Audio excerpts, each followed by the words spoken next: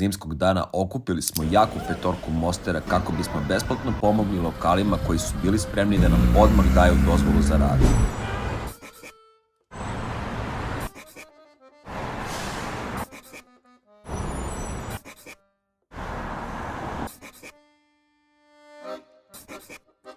Podelili smo se i krenuli u potragu. Svima se dopala ideja, ali valjda zbog praznične gužve i euforije bilo nam je potrebno malo vremena da nađemo lokale koji bi nas odmah ugostili. Ipak, naš plan smo uspeli da sprovedemo u čak 3 lokala. Prvi među njima legendarni Metropolis u Makedonskoj, gde nas je prijatno iznenadilo poznato lice sa TikToka.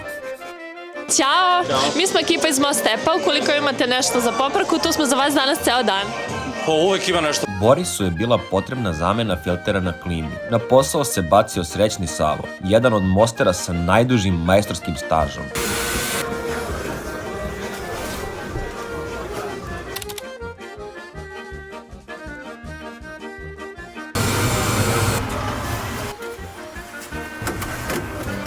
Prvi zadatak obavljen u rekordnom roku.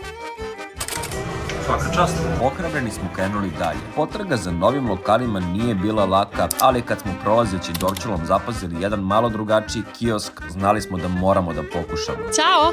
Ćao! Koliko često se srećete sa kvarovima?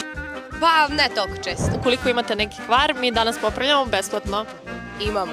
Odlično, možemo da pogledamo? Može, naravno. I dobili smo šansu. Lagana ekipa, opuštena atmosfera, vrhunska kafa, idealno mesto za nastavak naše priče. Jedna nakrivljena svetleća reklama iščupana utakmica. 5 minuta posla za našeg Aleksandra i Branimira.